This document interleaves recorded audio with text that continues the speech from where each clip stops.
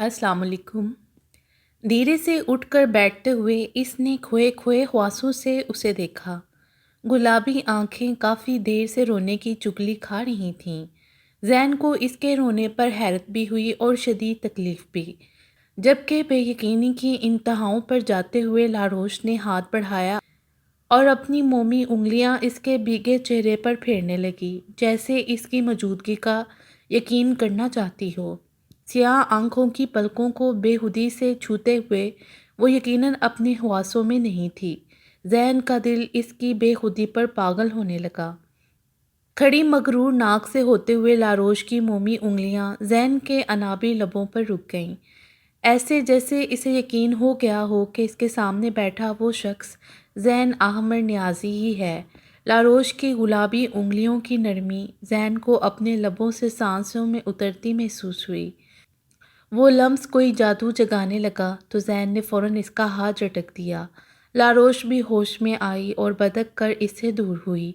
वो यकीनन इसकी इस वक्त घर में मौजूदगी एक्सपेक्ट नहीं कर रही थी, तभी इसे छूकर यकीन करने की बेवकूफ़ी कर बैठी थी। ये आप ही हैं ज़ैन? वो अब भी बेयकीन थी कि शायद बहुत ज़्यादा रोने की वजह से इसकी आंखें धोखा खा रही हैं। नहीं, मेरे जिस्म से निकल कर मेरी रूह यहाँ तुमसे मिलने आई है। झुंझलाते हुए ज़ैन ने रुख मोड़कर कहा। अल्लाह ना करे, वो बुड़बुड़ाई। दुपट्टा शानों पर फैलाते हुए वो खड़ी हुई। जैन के सामने भीगने पर इसे शर्मिंदगी ने आन घेरा। जिस्म से चिपके कपड़े अलग करने की नाकाम कोशिश करते हुए वो गुलाबी पड़ने लगी। जैन आहमर की निगाह भटकने लगी। लारोश का भीगा भीगा सा दिलकश वजूद इसके दिल में अनोखे जज्बे जगा रहा था। मुँह ज़ोर जज्बात इसके गुलाबी रंगत देखकर मज़ीद उतावले हो रहे थे। पेशानी पर बिखरे अपने गीले बालों में हाथ फेरते हुए जैन ने अंदर की जानिब कदम बढ़ाए कि अगर वहाँ मज़ीद रुकता तो यकीनन सब्र खो देता। लारोश अपनी जगह चोर सी खड़ी थी, तभी वो पलटा था। अब क्या पागलों की तरह यहीं खड़ी रहोगी? अंदर चलो और ये ड्रेस चेंज करो। ऊपर आकर भी जान से पूछो, इन्हें कुछ चाहिए तो इन्हें प्रोवाइड करो।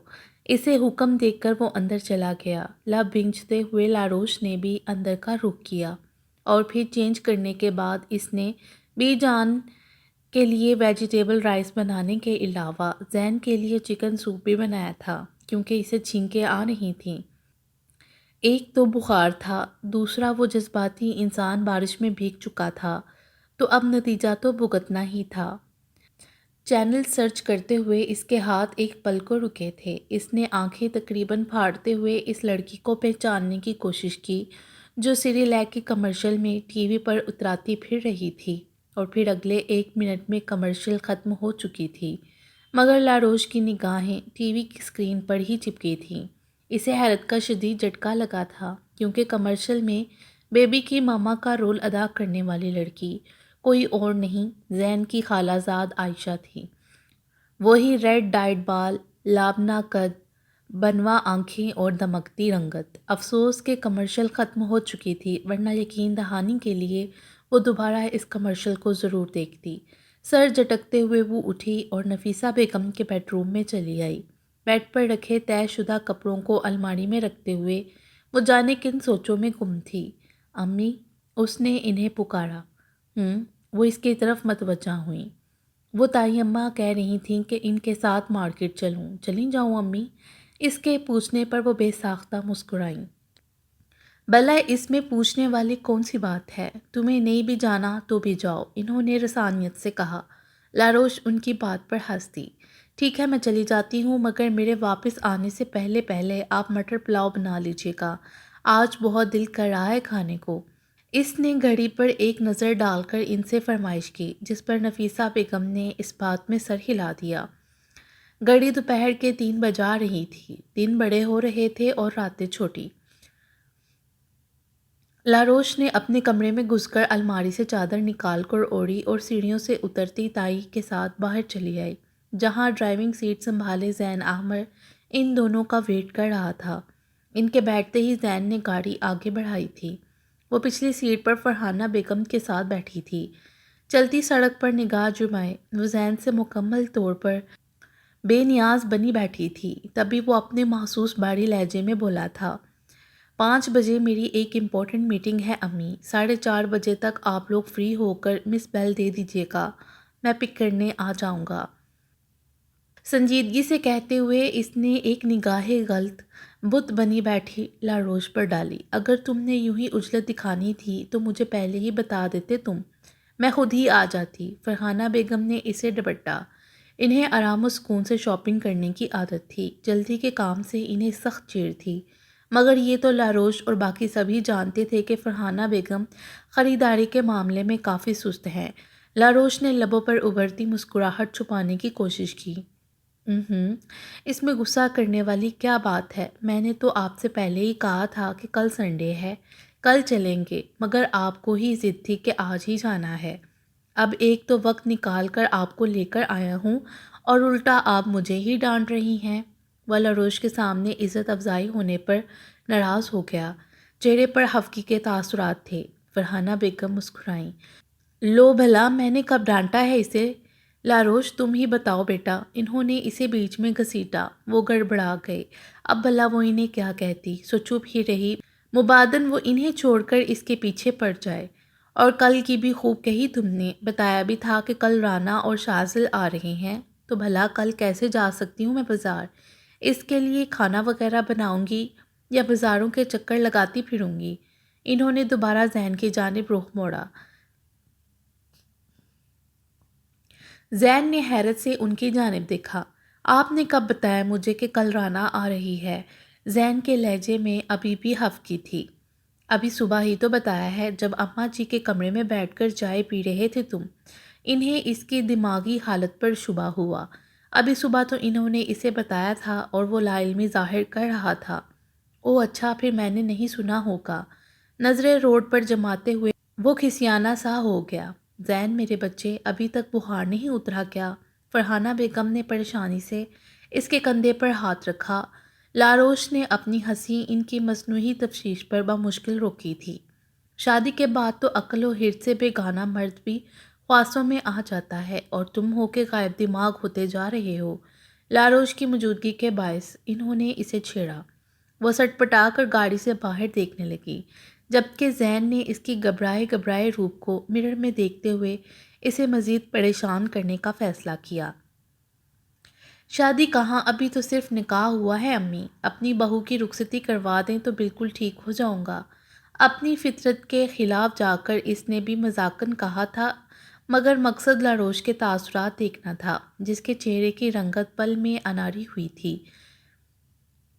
فرحانہ بیگم کھل کر مسکرائیں اور اپنے ساتھ بیٹھے لاروش کے گرد اپنا مہربان بازو پھیلایا۔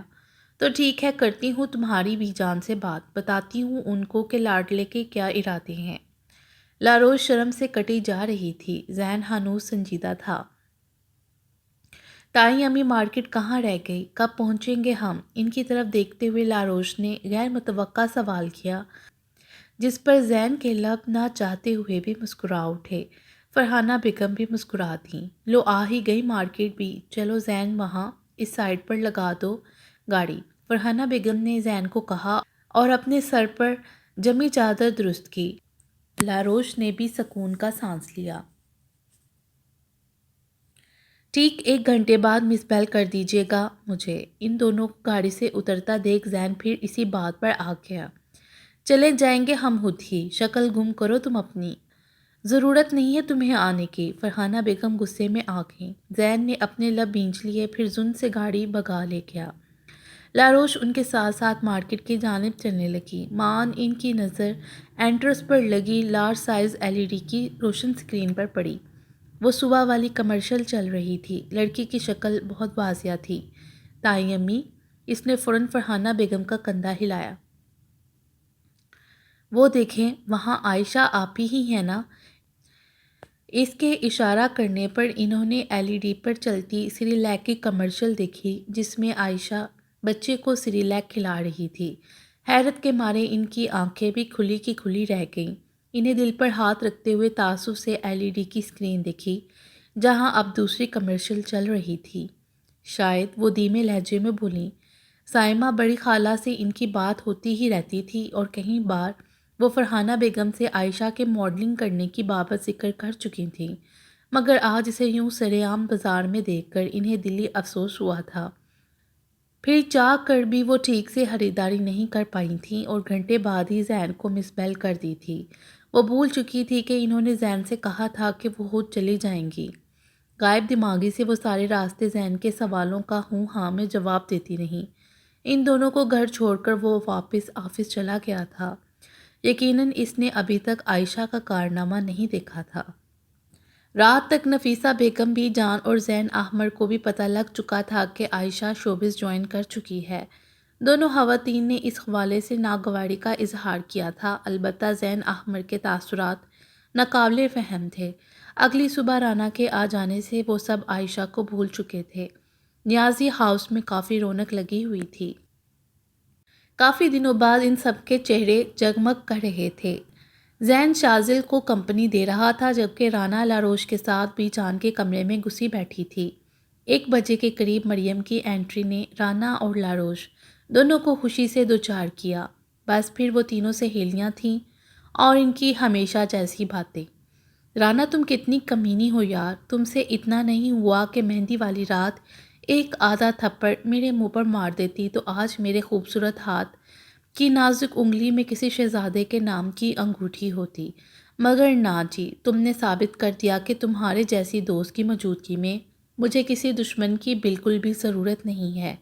آخر میں آپ دیدہ ہونے کی ایکٹنگ کرتے ہوئے وہ آہ بھر کر بولی، جبکہ رانا اور لاروش اس کا پہلا فقرہ سن کر تو حیران ہوئی تھیں کہ وہ تھپڑ کھانے کی حسرت دل میں کیوں لیے بیٹھی ہے، مگر پوری بات سن کر جب مطلب سمجھ میں آیا تو دونوں کھلکھلا کر ہنس پڑیں۔ ہاں ہاں، نکال لو اب یہ دان باہر۔ خود تو تم دونوں شوہر والیاں ہو گئی ہو اور مجھ مظلوم کی کوئی پرواہ ہی نہیں ہے، جسے ابھی تک ایک قدر منگیتر بھی نصیب نہیں ہوا۔ لہجے میں زمانے بھر کا درد سمیٹ کر وہ مصنوعی پن سے بولی، رانا یہ بیچاری سچ میں دکھی ہے، تم پلیز ایک کام کرو، یہی کوئی 4-5 باڑی سے مکے اس کی کمر پر اور 7-8 کرارے سے تھپڑ اس کے پھول جیسے رخساروں پر جھڑ دو، تاکہ یہیں بیٹھے بیٹھے اسے خبر مل جائے کہ اس کی بات پکی ہو گئی ہے۔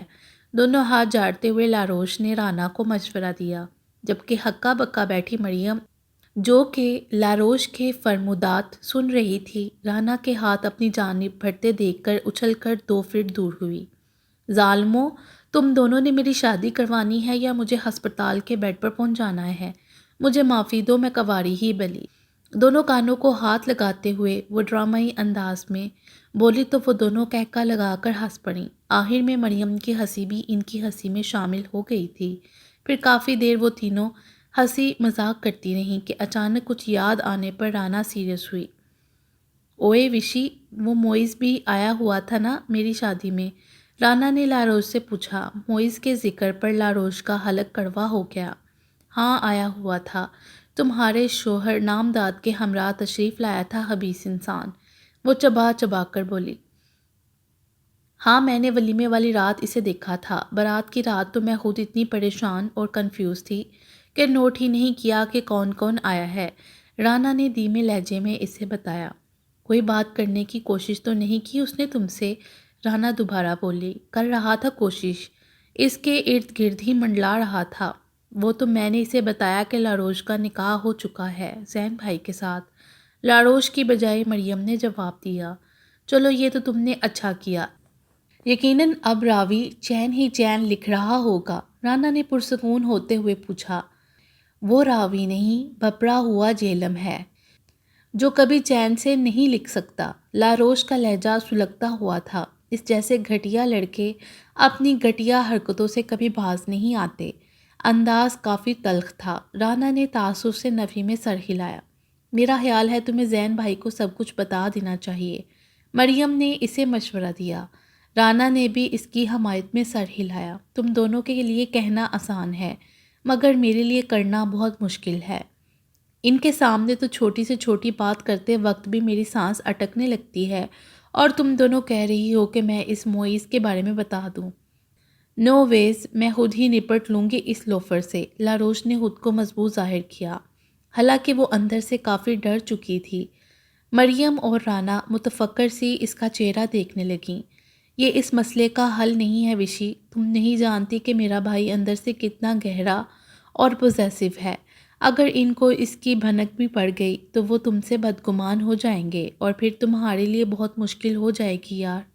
میں تو یہی کہوں گی کہ تم ہمت کر کے انہیں ساری بات بتا دو، وہ خود ہی موئز کو ہینڈل کر لیں گے، رانا نے سنجیدگی سے اسے سمجھایا۔ وہ پہلے بھی مجھ پر بہت زیادہ مہربان کبھی نہیں رہے رانا، مجھے کوئی فرق نہیں پڑتا کہ وہ کیا سوچتے ہیں اور کیا نہیں۔ وہ پہلے ہی زین کے رویے سے دکھی تھی، اب رانا کے سمجھانے پر جو منہ میں آیا بولتی چلی گئی۔ رانا اور مریم نے تعصب سے اس کی جانب دیکھا۔ اول فول نہ بکو لاروش، شوہر ہیں وہ تمہارے، اگر تمہیں ان کے کسی بھی عمل سے فرق نہیں پڑے گا تو کسے پڑے گا؟ خود کو سدھار لو، یقیناً تمہارے غلط رویے کی وجہ سے ہی زین بھائی کا رویہ تمہارے ساتھ ٹھیک نہیں ہوگا، ورنہ میں نے خود دیکھا ہے نکاح کے بعد وہ کیسے تمہارے دیوانے ہوئے جا رہے تھے۔ مریم نے اسے لتاڑ ڈالا، لاروش کی آنکھیں بھر آئیں، وہ اسے کیا بتاتی کہ زین خود ہی اس سے اکھڑا اکھڑا سا رہتا ہے۔ کم آن مریم، تم کیوں ہائپر ہو رہی ہو؟ رانا نے مریم کو گھوڑا کیونکہ لاروش رو دینے کو تھی، پھر اس نے لاروش کی جانب رخ کیا۔ دیکھو وش، اگر کوئی بھی پرابلم ہے تو تم ہم سے شیئر کر لو، ہو سکتا ہے ہم دونوں تمہیں کوئی اچھا مشورہ دے دیں۔ رانا نے اس کے کندھے پر ہاتھ رکھا۔ وہ انہیں کیا حق بتاتی، اسے خود بھی زین کے سرد رویے کی وجہ معلوم نہیں تھی۔ نہیں، پرابلم تو کوئی بھی نہیں ہے، فکر مت کرو، ہو جائے گا سب ٹھیک، لاروش نے دھیمے لہجے میں اسے کہا تھا، مگر حقیقتاً خود کو تسلی دی تھی۔ موبائل پر ہوتی رنگ نے اس کے انہماک میں خلل ڈالا تھا۔ لیپ ٹاپ سے نگاہ ہٹا کر اس نے موبائل کی اسکرین دیکھی جہاں عفان کالنگ جگمگا رہا تھا۔ زین نے موبائل سائلنٹ پر لگایا اور دوبارہ اپنے کام میں مصروف ہو گیا۔ موبائل کی اسکرین مسلسل روشن ہو رہی تھی، مگر وہ نظر انداز کیے لیپ ٹاپ پر کام کرتا رہا۔ تقریباً 2 گھنٹے بعد جب وہ فری ہوا تو انٹرکام پر پیون کو کافی لانے کا کہا اور خود عفان کو کال ملانے لگا۔ پہلی ہی بیل پر کال پک کر لی گئی۔ یار بھائی، کہاں بزی ہو آپ؟ اتنی بھی کیا مصروفیت کہ چھوٹے بھائی کی کال ہی پک نہیں کی آپ نے؟ وہ مان جتاتے ہوئے خفگی سے بولا۔ زین نے لمبی سانس لی۔ بس یار، تھوڑا مصروف تھا اس لیے کال پک نہیں کر پایا تمہاری۔ تم سناؤ، کیسے یاد کیا؟ زین اپنے محسوس سنجیدہ لب و لہجے میں بات کر رہا تھا۔ یاد تو ہر وقت کرتا ہوں بھائی، بس آپ کی ڈسٹربنس کے خیال سے کال نہیں کرتا، عفان نے لاڈ جتایا۔ زین احمر کے لب مسکرا اٹھے۔ اگر ہر وقت مجھے ہی یاد کرتے ہو تو پھر مشال کو کب یاد کرتے ہو بدھو؟ زین نے اسے شرمندہ کیا، مگر دوسری طرف بھی عفان تھا۔ اس چڑیل کو یاد کرنے کی ضرورت ہی نہیں پڑتی بھائی، وہ ہر وقت میری نگاہوں کے سامنے ہی رہتی، تو پھر فکر کس بات کی؟ عفان کی چہکتی ہوئی آواز اسپیکر سے ابھر رہی تھی۔ وہ پیون کی لائی ہوئی کافی گھونٹ گھونٹ حلق میں اتارنے لگا۔ یعنی تمہارا ہر دن عید کا دن ہے؟ زین کے لہجے میں بھی شرارت در آئی۔ جی بالکل، ہر دن عید کا ہی دن ہے، مگر بھائی کاش کہ میری عید بھی آپ جیسی ہو جائے، کیونکہ صحیح عید تو آپ کی ہے، دن بھی عید رات بھی عید، کیونکہ لاروش بھابھی تو ہر پل آپ کی نظروں کے سامنے ہی رہتی ہیں نا، وہ آہ بڑھتے ہوئے شرارتاً بولا، جبکہ زین مسکرا بھی نہ سکا۔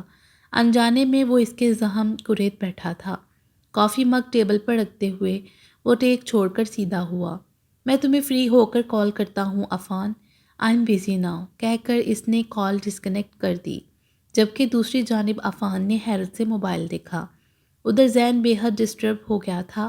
اپنی جلتی آنکھوں کو مسلتے ہوئے وہ ریوالونگ چیئر سے اٹھا اور چلتے ہوئے گلاس ونڈو کے پاس آن کھڑا ہوا اور گلاس کے اس پار رواں دواں سڑک کو دیکھنے لگا۔ سرمئی شام ہر سو پھیل رہی تھی، سورج غروب ہو کر چھپ چکا تھا۔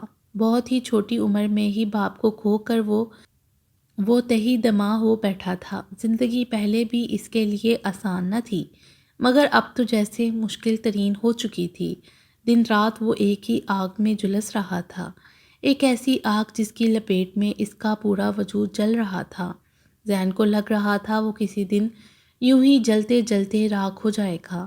ماتھے پر بکھرے سیاہ بالوں میں بے دہانی میں ہاتھ پھیرتے ہوئے وہ سیاہ ہوتے آسمان پر نگاہ جمائے بے خبر سا کھڑا تھا۔ وہ لڑکی جو اس کی رگوں میں خون کی طرح دوڑنے لگی تھی، اس کے دل کی دھڑکنوں میں بستے بستے جانے کب اس کی زندگی بن بیٹھی تھی، اسے چھوڑ دینا اس کے لیے ممکن نہ تھا۔ وہ ایسے دہرائے پر آج کھڑا ہو چکا تھا جہاں نہ تو وہ اسے اپنانے کا ظرف رکھتا تھا اور نہ ہی اسے خود سے دور کرنے کی ہمت۔ شدت ضبط سے دہکتی ہوئی آنکھوں کو چھپکتے ہوئے زین احمد نے خود کو کنٹرول کرنے کی کوشش کی۔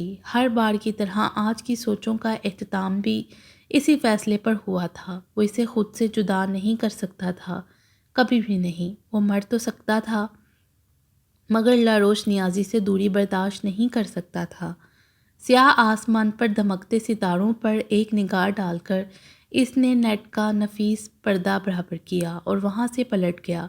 رات کے 9 بجاتی گھڑی کو اس نے حیرت سے دیکھا تھا، یعنی وہ پچھلے 3 گھنٹوں سے وہاں کھڑا اس بے حس لڑکی کے بارے میں سوچ رہا تھا جس تک شاید اس کے جذبوں کی آنچ بھی نہیں پہنچ پائی تھی۔ درد کی انتہاؤں سے واپس آتے ہوئے اس نے خود کو کمپوز کیا اور ٹیبل سے گاڑی کی چابیاں اٹھا کر آفس سے نکل آیا۔ گھر آنے کی بجائے وہ کافی دیر تک سڑکوں پر گاڑی لیے وقت ضائع کرتا رہا۔ تھک ہار کر بوجھل دل و دماغ لیے آخر وہ گھر آ گیا تھا۔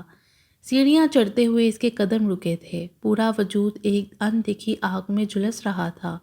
اس نے پل میں خود کو اس اذیت سے چھٹکارا دینے کی بابت سوچا تھا۔ وہ پلٹا اور تیزی سے چلتے ہوئے ایک محسوس ہمت کی جانب بڑھا۔ لاروش نیازی کے بیڈ روم کے دروازے تک آ کر وہ رک گیا، پھر بنا سوچے سمجھے ہینڈل گھما کر اندر داخل ہو گیا تھا۔ کمرے میں نائٹ بلب کی روشنی 4 سو پھیلی ہوئی تھی۔ دبے دبے قدم زمین پر رکھتا وہ بیڈ کے پاس آن کھڑا ہوا۔ اس کی موجودگی سے بے خبر وہ خواب خرگوش کے مزے لوٹ رہی تھی۔ زین تو اس سے ڈائریکٹ بات کرنے آیا تھا مگر اسے سوتا دیکھ وہ ہارے ہوئے جواری کی طرح اس کے پاس ہی بیٹھ گیا۔ کھلی کھڑکی سے آتے پورے چاند کی روشنی اس کے چاند چہرہ پر پڑ رہی تھی۔ اپنے خوبصورت چہرے پر بچوں کی سی مسکراہٹ لیے وہ دنیا جہان سے بے خبر سو رہی تھی۔ اس کے سیاہ ریشمی بال تکیے پر بکھرے پڑے تھے۔ زین کو اپنا دل شدت سے دھڑکتا محسوس ہوا۔ سیاہ پلکوں کی جھالر اس کے سفید رخساروں کو چوم رہی تھی۔ شنگرفی لب باہم پیوست تھے اور لبوں سے اوپر وہ سیاہ تل۔ اسی چمکتے تل نے تو دل پر وار کیا تھا۔ اپنی سرخ انگارہ آنکھوں کو اس کے چہرے پر مسکور کیے وہ پھر تکلیف سے بے حال ہونے لگا۔ ایک ہاتھ سینے پر باندھے دوسرا بیڈ پر گرائے وہ بے خبر سو رہی تھی۔ کیوں کیا تم نے لاروش، ایسا کیوں کیا جانا؟ اس کے سیاہ دل کو شہادت کی انگلی سے چھوتے ہوئے وہ پراذیت لہجے میں بولا۔ بولو نہ جانا، کیوں مجھے بے جان کر دیا ہے تم نے؟ سیاہ دل سے ہوتے ہوئے وہ اس کے شنگرفی لبوں پر انگلی پھیرنے لگا۔ بولو نہ وش، چپ کیوں ہو یار؟ شنگرفی لبوں کی نرماہٹ محسوس کرتے ہوئے وہ اپنے ہوش گنوا رہا تھا۔ سرخ آنکھیں چھلکنے کو بے تاب ہو رہی تھیں۔ کیوں پاگل کر دیا ہے مجھے؟ الفاظ بے ربط ہو رہے تھے جبکہ اس کے لمس سے انجان وہ بے سود پڑی تھی۔ اتنی انجان کیوں ہو جانا میرے جذبات سے، دل میں لگی آگ سے؟ بیڈ پر پڑے اس کے نازک ہاتھ کی انگلیوں میں اپنی مضبوط انگلیاں پھنساتے ہوئے وہ ان ہاتھوں کی نرماہٹ محسوس کر رہا تھا۔ مومی انگلیوں پر اپنی مضبوط انگلیوں کا لمس چھوڑتے ہوئے زین نے دوسرے ہاتھ سے اس کے کان پر سے ریشمی زلفیں ہٹائی تھیں۔ لاروش کے گلابی رخسار پر اپنی انگلیوں کا دمکتا لمس چھوڑتے ہوئے وہ اس گلاب چہرہ پر جھکا تھا اور اپنے لب اس کے کان کی لو کے قریب کیے تھے۔ مجھے مت توڑو لاروش، مجھے سنبھال لو یار، مجھ سے محبت کر لو، تڑپ رہا ہوں، پل پل سلگ رہا ہوں، مر رہا ہوں میں، مجھے چھو کر زندہ کر دو۔ جنون کی انتہاؤں پر جاتے ہوئے زین نے اس کی مرمری انگلیوں پر اپنی انگلیوں کی گرفت سخت کر دی۔ دمکتے لمس سے گھبرا کر لاروش نے آنکھیں کھول لیں۔ اپنے چہرے کے قریب زین کی گرم سانسوں کی تپش محسوس کر کے اس نے فوراً سیدھی ہونے کی کوشش کی۔ اس کے یوں جاگ جانے پر کھویا کھویا سا زین بھی ہوش میں آیا تھا۔ لاروش کے حواس بہت تیزی سے بیدار ہوئے تھے۔ اس نے ہاتھ بڑھا کر جلدی سے سائیڈ لیمپ آن کیا۔ سرخ آنکھیں اور سرخ چہرہ لیے اس کا مجازی خدا اس کے بے حد قریب بیٹھا تھا۔ پاس پڑا دوپٹہ گلے میں ڈالتے ہوئے وہ تیزی سے بیڈ کی دوسری سائڈ سے اتر کر کھڑی ہو گئی۔ سرمئی آنکھوں میں وحشت ناچ رہی تھی، پورا بدن ہولے ہولے کانپنے لگا تھا۔ اسے سمجھ نہیں آ رہی تھی کہ ذہن اس وقت اس کے کمرے میں اس کے اتنے قریب کیا کر رہا تھا، جبکہ اپنی بے خودی پر حیران ذہن احمر خود بھی کھڑا ہو گیا اور اس کے تھرتھراتے کانپتے وجود پر ایک بھرپور نگاہ ڈالی۔ آپ یہاں کیا کر رہے تھے؟ دیوار کا سہارا لیتے ہوئے لاروش نے ذہن سے سوال کیا، جو اب پینٹ کی پاکٹس میں ہاتھ پھنسا کر خود کو کافی حد تک نارمل کر چکا تھا۔ دھیرے دھیرے چلتے ہوئے گھوم کر اسی کی طرف بڑھ رہا تھا۔ اسے اپنی طرف بڑھتا دیکھ وہ دیوار سے تقریباً چپک گئی۔ میرے کچھ کرنے سے پہلے ہی تم جاگ گئی مسز۔ افسوس کچھ ہو ہی نہیں پایا۔ اس کے سامنے 2 قدم کے فاصلے پر رکتے ہوئے وہ سنجیدگی سے بولتا اس کی جان نکال گیا۔ سرخ آنکھوں میں سرد مہری کے سوا کوئی تاثر نہ تھا۔ لاروش کی لرزتی ٹانگیں اس کا بوجھ سہنے سے انکاری ہونے لگیں۔ آنکھیں تیزی سے بھیگتی ہوئیں اس کے گال بھگو رہی تھیں۔ آپ کی ہمت بھی کیسے ہوئی رات کے اس پہر یہاں آنے کی؟ چلے جائیں یہاں سے ورنہ میں چیخ چیخ کر سب کو یہاں اکٹھا کر لوں گی۔ لاروش نے کپکپاتی آواز میں بڑی ہمت کر کے اسے دھمکی دی تھی۔ ذہن کے لبوں پر استہزائیہ مسکراہٹ دڑ آئی، جسے دیکھ کر لاروش کا دل بری طرح دھڑک اٹھا تھا۔ مسز لاروش نیازی، اپنی بیوی کے کمرے میں آنے کے لیے مجھ پر وقت کی کوئی قید و بند نہیں ہے، یہ بات تم اپنے چھوٹے سے دماغ میں بٹھا لو تو بہتر ہے۔ درمیانی فاصلہ پاٹتے ہوئے ذہن نے اپنے دونوں ہاتھ اس کے دائیں بائیں جمائے۔ لاروش نے بے بسی سے اس کے کرخت چہرے کی جانب دیکھا جہاں نرمی کے کوئی آثار نہ تھے۔ اور ہاں، اگر تمہیں چیخنے کا اتنا ہی شوق ہے تو اپنا شوق پورا کر سکتی ہو۔ I will never mind sweetheart. زور زور سے چلاؤ اور سب کو یہاں اکٹھا کر لو، پھر نتیجہ جانتی ہو کیا ہوگا؟ اس کی ٹھوڑی کو اونچا کرتے ہوئے ذہن نے اس کی پانی بڑی گلابی آنکھوں میں جھانکا۔ نتیجہ یہ ہوگا کہ 1 ہفتے کے اندر اندر تم رخصت ہو کر میرے روم میں میری دسترس میں ہوگی مسز نیازی۔ گال پر لڑکتا اس کا آنسو اپنی انگلی کے پور پر چنتے ہوئے وہ بے دردی سے بول رہا تھا۔ روتی ہوئی لاروش نے ناگواری سے رخ موڑ لیا۔ شنگرفی لب سختی سے بھینچتے ہوئے اس نے لبوں کی کپکپاہٹ پر قابو پانے کی کوشش کی تھی۔ پلیز چلے جائیں یہاں سے، آنکھیں میچتے ہوئے وہ بامشکل لہجے کو مضبوط کر کے بولی تھی۔ آنسو ٹوٹ ٹوٹ کر رخساروں پر پھسل رہے تھے۔ ایک پل کو ذہن کا دل نرم ہوا تھا، پھر اگلے ہی پل سر جھٹکتے ہوئے وہاں سے نکلتا چلا گیا۔ بے تحاشا روتے ہوئے لاروش وہیں بیٹھتے چلی گئی۔ یہ سوچ ہی اس کی ریڑھ کی ہڈی میں سنسناہٹ دوڑا گئی تھی کہ ذہن اس کے اتنے قریب تھا۔ سسکتے ہوئے اس نے اپنے کانوں پر، اپنے رخساروں پر، اپنے ہونٹوں پر ہاتھ پھیرا تھا۔ اسے اپنے چہرے کے ایک ایک نقش پر ایک جلتا ہوا لمس محسوس ہوا۔ ہاتھ کی سرخ انگلیوں کو دوسرے ہاتھ سے مسلتے ہوئے وہ بری طرح رو پڑی۔ وہ ظالم وہاں بھی اپنا لمس چھوڑ گیا تھا۔ زین، فرحانہ بیگم نے اس کے کمرے میں جھانکا۔ اسے الماری میں منہ دیے دیکھ وہ کمرے میں داخل ہو گئیں۔ ان کی پکار پر وہ بھی پلٹا۔ کاؤچ پر بیٹھ کر وہ اس کے فارغ ہونے کی منتظر تھیں۔ زین نے الماری کا پٹ بند کیا اور ان کے مقابل آ کر بیٹھ گیا۔ زین، وہ انہوں نے تہمید باندھی۔ سن رہا ہوں میں، بولیے آپ۔ اس نے بھاری لب و لہجے میں ان کی ہچکچاہٹ دور کرنا چاہی۔ دیکھو زین، جو میں تمہیں کہنے جا رہی ہوں اس بات پر ہائپر مت ہونا۔ فرحانہ بیگم نے اسے نرمی سے مخاطب کیا تھا۔ بات اگر ناقابل برداشت ہوئی تو آپ کو پتہ ہے کہ میں ہائپر ہو جاؤں گا امی، سو بہتر ہے کہ آپ مجھ سے کوئی ایسی ویسی بات کریں ہی مت جس کی وجہ سے میں کوئی گستاخی کر بیٹھوں۔ اس کا لب و لہجہ ہمیشہ کی طرح قطعیت سے بھرپور تھا۔ وہ سمجھ چکا تھا کہ وہ کیا کہنے آئی ہیں۔ زین، تمہارا یہ انداز، یہ لب و لہجہ مجھے تکلیف دے رہا ہے۔ اپنے انداز درست کر لو ورنہ بہت جلد مجھے کھو دو گے۔ آخر میں وہ آپ دیدہ ہو گئیں۔ پل میں ان کی آنکھیں نم ہوئی تھیں۔ زین کا انداز ان کی نفیس طبیعت پر گران گزرا تھا۔ زین تڑپ اٹھا۔ امی پلیز آپ خود سمجھنے کی کوشش کریں۔ جو آپ کہنے آئی ہیں اور جو آپ چاہ رہی ہیں میں اس کے حق میں نہیں ہوں۔ زین نے فوراً ان کے ہاتھ تھامے تھے اور بے بسی سے بولا تھا۔ میں تمہاری ماں ہوں میری جان، تم میرے باپ بننے کی کوشش مت کرو۔ میں سائمہ بڑی خالہ کو زبان دے چکی ہوں، اس سے وعدہ کر کے میں اب تمہارے اشاروں پر نہیں چل سکتی۔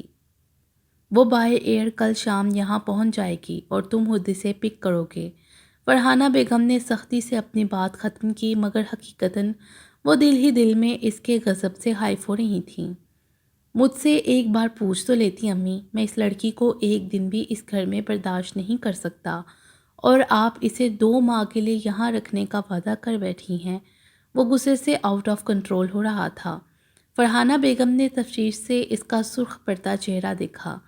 وہ لڑکی کوئی غیر نہیں، خالہ زاد ہے تمہاری، اس کے لیے تمہارا یہ لہجہ میرے لیے قابل برداشت نہیں ہے زین۔ فرحانہ بیگم نے بھی اپنا لہجہ درست کیا۔ اس کو جو کرنا ہے کراچی میں رہ کر ہی کرے نا، یہاں کیا کرنے آ رہی ہے وہ؟ امی پلیز، گھر میں لاروش بھی ہے، وہ بھی اس کے رنگ ڈنگ دیکھ کر بہک سکتی ہے، آپ پلیز خالہ کو منع کر دیں۔ جن لوگوں کے ساتھ آ رہی ہے انہی کے ساتھ کسی ہوٹل میں قیام کر لے، نیازی ہاؤس میں اس کے لیے کوئی جگہ نہیں ہے۔ زین نے قطعیت سے اپنی بات مکمل کی اور اٹھ کھڑا ہوا۔ تم مسلسل عائشہ کی انسلٹ کر رہے ہو زین، ایسے کون سے گھٹیا رنگ ڈھنگ اپنائے ہیں اس بچی نے کہ تمہاری بیوی خراب ہو جائے گی؟ کچھ شرم کرو۔ عائشہ اور رانا دونوں میرے لیے ایک جیسی ہیں، اور تم بار بار اس کے لیے غلط الفاظ استعمال کر کے مجھے تکلیف سے دوچار کر رہے ہو۔ آپ کے لیے وہ عنایا کی جگہ لے سکتی ہے، مگر میری نظر میں نہیں، اور پہلے تو آپ کو بھی اس کا شوبز جوائن کرنا اچھا نہیں لگا تھا، اور اب کیا ہوا؟ زین کا لہجہ ہنوز تلخ تھا۔ دیکھو بیٹے، کوئی شعبہ بذات خود برا نہیں ہوتا، انسان خود ٹھیک ہونا چاہیے۔ تم ماشاءاللہ پڑھے لکھے سمجھدار مرد ہو کر اگر ایسی باتیں کرو گے تو جاہلوں سے کیا بعید ہوگی؟ فرحانہ بیگم نے سائمہ کے سمجھائے ہوئے جملے دہرائے۔ یہی بات امی، یہی بات آپ نہیں سمجھ رہی کہ مجھے شعبہ سے نہیں، عائشہ سے مسئلہ ہے، اور مرد پڑھا لکھا ہو یا جاہل، غیرت کے معاملے میں ایسا ہی ہوتا ہے۔ زین نے ان کی دلیل رد کی تھی۔ زین، خدارا مجھے یہ دلیلیں مت دو، کل عائشہ آ رہی ہے اور تم اسے پک کرنے جاؤ گے، اور اسے جب تک اس گھر میں رہنا ہوگا وہ یہیں اس گھر میں قیام کرے گی، اور بس۔ اپنی بات کہہ کر وہ اٹھ کھڑی ہوئیں اور وہاں سے چلی آئی تھیں۔ وہ زین کو کیا بتاتی کہ سائمہ نے خود اپنے منہ سے عائشہ کے لیے رہائش کی بات کی تھی، وہ کیسے اسے منع کر دیتی؟ فطرتاً وہ نرم دل تھیں۔ سائمہ نے انہیں یہی بتایا تھا کہ وہ خود عائشہ کی شوبز جوائن کرنے کے خلاف ہیں، مگر اس کی ضد سے مجبور ہو کر اسے اجازت دے بیٹھی ہیں۔ وہ نہیں چاہتی تھی کہ عائشہ غیر شہر میں اکیلی رہے، اس لیے فرحانہ بیگم سے بات کی تھی، اسی لیے وہ زین کے پاس گئی تھیں، مگر اس کے اعتراضات نے انہیں بھی پریشان کر دیا تھا۔ البتہ انہوں نے زین پر اپنی پریشانی ظاہر نہیں کی تھی، جبکہ دوسری جانب زین بے یقینی سے کمرے میں ٹہل رہا تھا۔ ابھی کل رات ہی اس کی عفان سے بات ہوئی تھی۔ شرمندہ شرمندہ سا وہ زین کو عائشہ کی آمد کی اطلاع دے رہا تھا۔ زین نے جیسے تیسے اس کی بات سنی تھی اور کال ڈسکنیکٹ کر دی تھی۔ اسے عفان پر بھی غصہ آ رہا تھا۔ جانے کیسا بھائی تھا جو بہن کو بے حیائی کی طرف بڑھنے سے روکنے کے معاملے میں بے بس تھا، اور اب امی اسے حکم صادر کر گئی تھیں۔ کچھ دیر سوچتے رہنے کے بعد اس نے سر جھٹکا تھا۔ اپریل کا مہینہ اپنے اختتام کو تھا۔ مئی کے آخر میں لاروش کے ایگزامز تھے۔ عائشہ کی آمد کا مطلب تھا زین احمر کے لیے دن رات کا عذاب، اور اس عذاب کو جلدی ٹالنے کے لیے اسے کوئی سلیوشن نظر نہیں آ رہا تھا۔ تم کسی دن میرے ہاتھوں قتل ہو جاؤ گی مریم، انتہائی فضول لڑکی ہو تم، ہر بار اس آوارہ انسان کے آتے ہی 9 2 11 ہو جاتی ہو۔ حد ہے کمینگی کی۔ مجھے آج اتنا بتا دو کہ وہ تمہارا لگتا کیا ہے جو اس کی ہمدردی کے درد تمہارے دل میں رہ رہ کر اٹھتے رہتے ہیں۔ لاروش آج اسے کچا چبا جانے کے در پر تھی۔ وہ تم سے بات کرنا چاہتا تھا تو میں وہاں بیٹھ کر کیا کرتی؟ دیکھو لاروش، تم جب تک آرام سے اس کے ساتھ بیٹھ کر مسئلہ سارٹ آؤٹ نہیں کرو گی وہ ایسے ہی تمہارے پیچھے گھومتا رہے گا۔ جوس پیتی مریم نے خالی ڈبہ ٹیبل پر رکھا اور قدرے تحمل سے اسے جواب دیا، تم اپنے یہ مشورے اپنے پاس ہی رکھو پلیز۔ اس دن بھی زین مجھے اس کے ساتھ دیکھ چکے ہیں، اور تم چاہتی ہو کہ اب میں پھر اس کی بات سننے بیٹھ جاؤں؟ وہ جس دن سے میرے پیچھے پڑا ہے بس یہی چاہتا ہے کہ میں اس کی بات سن لوں۔ اور پھر نہ چاہتے ہوئے بھی وہ کئی دفعہ مجھ سے بات کر چکا ہے، اور بات بھی کیا ہے اس کے پاس، وہی گھسی پٹی فرمائش لے کر بیٹھ جاتا ہے۔ میں کیا جواب دوں اسے؟ 1000 مرتبہ کہہ چکی ہوں کہ نہیں کرنی مجھے اس سے دوستی۔ اسے نہیں سمجھ آتی تو میں کس دیوار سے جا کر سر پھوڑوں؟ اوپر سے تم بجائے میرا ساتھ دینے کے وہاں سے کھسک جاتی ہو جہاں وہ ہر بار میرا سر کھانے آتا ہے۔ وہ سخت عاجز آ چکی تھی۔ آج بھی وہ اور مریم کالج کے بیک سائڈ گراؤنڈ میں بیٹھی نوٹس بنا رہی تھیں اور معیز خمدانی چہرے پر مسکینیت طاری کیے وہاں چلا آیا تھا۔ معیز کو لاروش سے بحث کرتا دیکھ مریم وہاں سے اٹھ کر کینٹین چلی آئی تھی، اور ٹھیک 10 منٹ بعد لاروش بھی اس کے پیچھے ہی آ گئی تھی اور اب اپنی ناراضگی کا اظہار کر رہی تھی۔ مریم نے غصے سے اس کے بے بس چہرے کو دیکھا۔ وہ تم سے اب دوستی نہیں، شادی کرنا چاہتا ہے لاروش۔ لاروش کو پہلی بار آج مریم کا لہجہ سنجیدہ لگا۔ واٹ؟ گریٹ! یہ بات تم مجھ سے کہہ رہی ہو مریم بی بی، یہ جانتے ہوئے بھی کہ نکاح ہو چکا ہے میرا؟ پھٹی پھٹی آنکھوں سے لاروش نے اس کی جانب دیکھا۔ میں نے تمہیں صرف یہ بتایا ہے کہ وہ تم سے شادی کرنا چاہتا ہے، یہ نہیں کہا کہ جا کر اس سے شادی کر لو، جو تم یوں حیران ہو رہی ہو۔ وہ ہنوز سنجیدہ تھی۔ ہاں تو اسے سمجھاؤ کہ میں میرڈ ہوں۔ تم تو الٹا مجھے ہی مشورے دے رہی ہو کہ میں اس کے ساتھ بیٹھ کر مسئلہ سلجھاؤں، لاروش بولی۔ مسئلہ تمہارا ہے لاروش، یا تو تم زین بھائی کو جا کر ساری بات بتا دو یا پھر معیز سے خود ہی سر کھپاؤ۔ میں اس پاگل انسان کو سمجھا کر اپنی انرجی ویسٹ نہیں کر سکتی۔ اس کی ایک ہی رٹ ہے کہ تم زین بھائی سے طلاق لے لو ورنہ وہ کچھ کر گزرے گا۔ اسے حقیقت بتاتے ہوئے مریم نے نگاہ چڑھائی۔ لاروش کا مارے غصے کے چہرہ لال ہو گیا۔ یعنی کہ تم میری کوئی مدد نہیں کرو گی؟ صدمے سے چور آواز تھی۔ مجھ سے اب تک جو بن پڑا ہے میں نے کیا ہے لاروش، مگر اب تم ہی بتاؤ میں مزید کیا کروں؟ مجھے تو معیز ایک سائیکو کیس لگ رہا ہے، اور اس سے بڑی سائیکو تم ہو جو اب تک زین بھائی سے یہ بات چھپائے پھر رہی ہو۔ بہتر یہی ہے کہ تم اس سے ہیلپ لے لو۔ حتمی لہجہ اختیار کرتے ہوئے مریم نے اس سے کہا۔ میں زین سے یہ بات نہیں کر سکتی مریم، وہ تو پہلے ہی مجھ سے ہفا سے ہیں، نہ مجھ سے بات کرتے ہیں نہ میری طرف دیکھتے ہیں۔ ایسی صورتحال میں انہیں کیا بتاؤں میں؟ آنکھوں میں اترتی نمی کو صاف کرتے ہوئے وہ آزردہ سی بولی۔ مریم کو حیرت کا شدید جھٹکا لگا تھا۔ بھلا زین لاروش کے ساتھ روڈ کیوں کر ہو سکتا تھا؟ ایک منٹ لاروش، رانا کی شادی میں تو ان کا رویہ تمہارے لیے بے حد نرم تھا، اس کے بعد کب سے ان کا انداز تمہارے ساتھ سخت ہوا ہے؟ کوئی تو وجہ ہوگی ہی۔ مریم نے اس مسئلے پر توجہ دی۔ رانا کی شادی میں تو ان کا میرے ساتھ رویہ ایک خوبصورت خواب جیسا تھا مریم، بہت اچھے سے بات کر رہے تھے مجھ سے۔ پہلے انہوں نے مجھے مہندی لگوانے کا کہا اور پھر گجرے بھی پہنایا تھا میرے ہاتھوں میں۔ پریشانی میں وہ ساری بات اگل گئی۔ گھنی میسنی، بتایا تک نہیں کہ زین بھائی نے مہندی لگوانے کا کہا تھا۔ مریم اس پر چڑھ دوڑی۔ لاروش پل میں لال ہوئی۔ اچھا نا سوری پلیز، تم میری پرابلم تو سالو کرو یار۔ لاروش نے اس کا دھیان بٹانا چاہا۔ ٹھیک ہے، بعد میں تمہاری خبر لیتی ہوں، پہلے تمہارے مجازی خدا کی مسٹری تو حل ہو جائے۔ مریم فوراً سنجیدہ ہوئی۔